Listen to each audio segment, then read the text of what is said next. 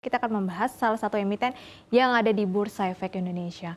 Untuk sore hari ini kita akan mengulas salah satu kinerja perbankan Big Caps yang kemarin sudah merilis kinerjanya di sepanjang kuartal 3 2024 dan mencatatkan kinerja yang ciamik di tengah daya beli yang melemah.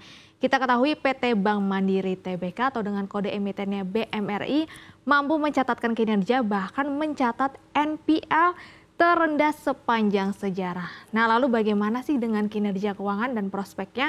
Namun sebelum membahasnya lebih lanjut, kita cek dulu pada perdagangan hari ini Bank Mandiri berada di level berapa ya?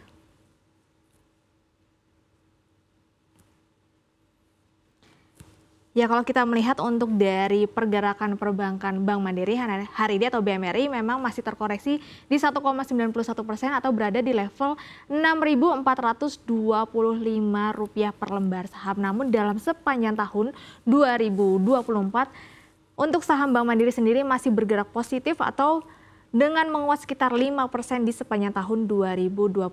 Ini cukup baik ya dibandingkan kalau kita lihat beberapa perbankan di sepanjang tahun masih ada yang mencatatkan kinerja atau pergerakan harga saham yang masih negatif. Kalau kita lihat di sepanjang kuartal 3 atau hingga September 2024, laba Bank Mandiri mampu mencatatkan performa atau tumbuh sekitar 7,56% dari 39,06 triliun rupiah menjadi 42,02 triliun rupiah. Nah, memang salah satu penopang dari laba bersih Bank Mandiri ditopang dari beberapa pendapatan bunga. Nah, lalu pendapatannya apa saja sih?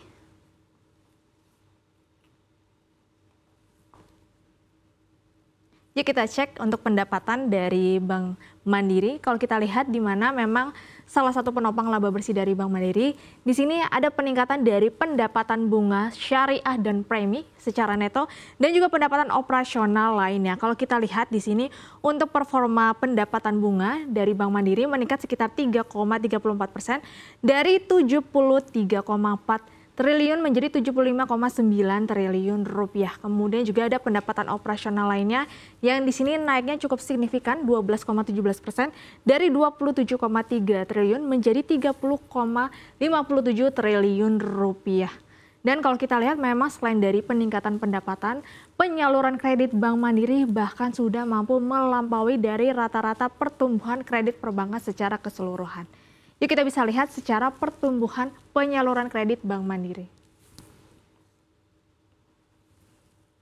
Ya, kalau kita lihat secara realisasi dari penyaluran kredit Bank Mandiri di sini tumbuh sekitar 20,8% dari 1.315,92 triliun menjadi 1.590 triliun rupiah yang dimana pertumbuhan sebesar 20,8% ini sudah berada di atas rata-rata pertumbuhan kredit perbankan per September 2024 yang dimana tercatat 10,4%.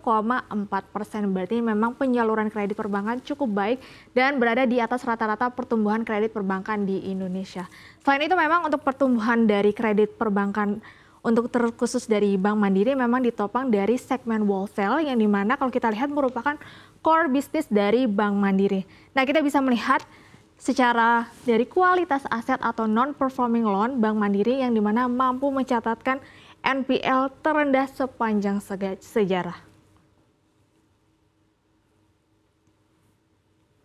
Jadi mana tadi untuk penyaluran kreditnya Bank Mandiri mampu tumbuh sekitar 20,8% sehingga memang Bank Mandiri mampu menjaga dari sisi kualitas aset atau kita bisa melihat dari sisi kredit macetnya atau non-performing loan atau NPL dari Bank Mandiri.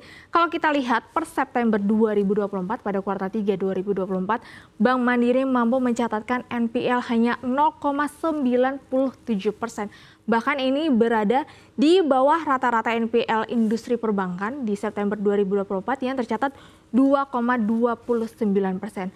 Dan 0,97% ini merupakan NPL terendah sepanjang sejarah Bank Mandiri. Bahkan angka ini juga cukup baik dibandingkan dengan NPL tahun sebelumnya di September 2023 yang tercatat 1,30%.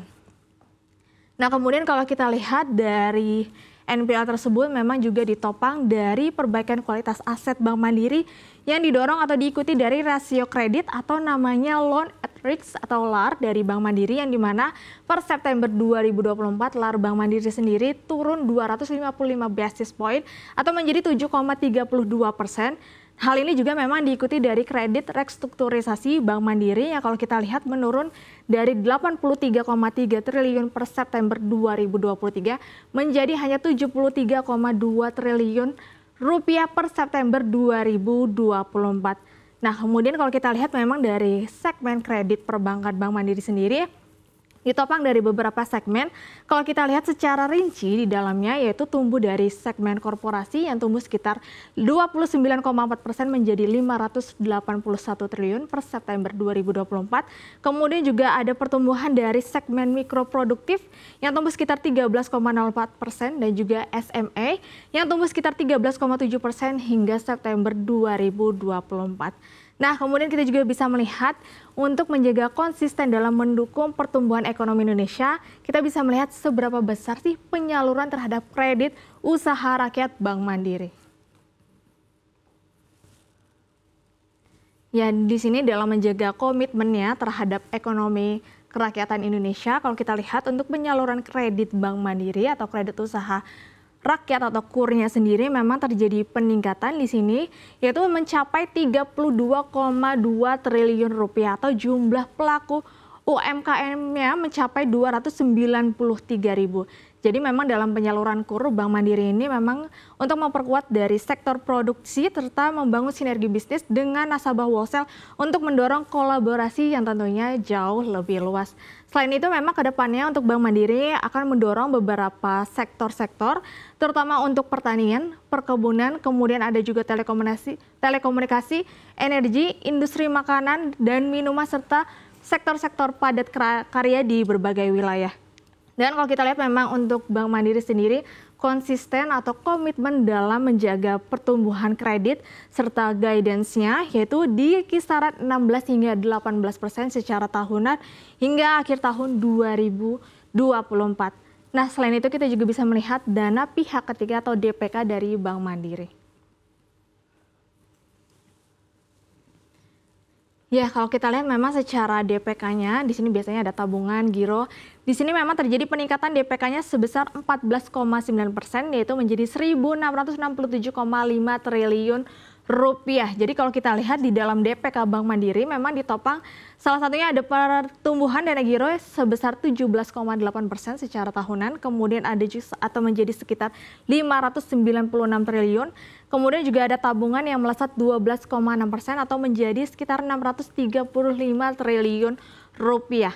Nah, selain itu tentunya juga kinerja Bank Mandiri didukung dari ekosistem ataupun transformasi digital yang dimana ada di Livin dan juga Kopra by Mandiri. Nah, kira-kira Livinnya ini sudah tumbuh berapa persen ya? Yuk kita lihat. Ya, di sini untuk memberikan layanan terbaik dalam bertransaksi tentu saja Bank Mandiri menghadirkan Livin ya. Kita ketahui untuk Livin Bank Mandiri per September 2024 di sini sudah mengalami kenaikan dari 21 juta pengguna menjadi 27,6 juta pengguna atau meningkat sekitar 32%. Bahkan frekuensi transaksinya juga meningkat sekitar 35% dari 2,02 miliar transaksi menjadi 2,8 miliar transaksi atau kalau kita lihat secara nilai transaksinya mampu menembus 2.940 triliun rupiah atau tumbuh sekitar 25%. Nah, selain dari Livin, pada periode yang sama juga wholesale dari digital super platform Kopra by Mandiri juga mampu mencatatkan pertumbuhan yang signifikan. Yuk kita lihat dari Kopra by Mandiri. Ya, kita ketahui untuk dari wholesale digital super platform Kopra by Mandiri, di sini Bank Mandiri mampu mengelola transaksi sebesar 943 juta transaksi atau tumbuh sekitar 20% hingga kuartal 3 2024, di mana kalau kita lihat nilai transaksinya mencapai 16 triliun rupiah atau tumbuh sekitar 15%, dan untuk jumlah penggunanya juga meningkat di atas 200.000 pengguna yang dimana kalau kita lihat di sini memang sudah berada di berbagai segmen bisnis ya, mulai dari korporasi hingga SME. Jadi kalau kita lihat memang jumlah penggunanya, kemudian nilai transaksi dari Livin dan juga Kopra by Mandiri mampu mencatatkan pertumbuhan yang cukup baik. Ya, kita bisa melihat di tengah daya beli yang masih lesu, kemudian juga kita baru saja kemarin mendengar bahwa pertumbuhan ekonomi Indonesia turun di bawah 5%, namun kita melihat bahwa pertumbuhan kredit perbankan Bank Mandiri mampu tumbuh di atas rata-rata ya hingga per September. Bahkan kalau kita lihat memang di sepanjang kuartal 3 juga tantangannya cukup banyak mulai dari PHK yang melonjak, kemudian juga ada beberapa pabrik yang tutup hingga daya beli yang melemah. Namun dari segmen korporasi dan juga kredit usaha rakyat Bank Mandiri mampu mencatatkan pertumbuhan yang cukup ciamik sehingga laba bersihnya mampu tumbuh.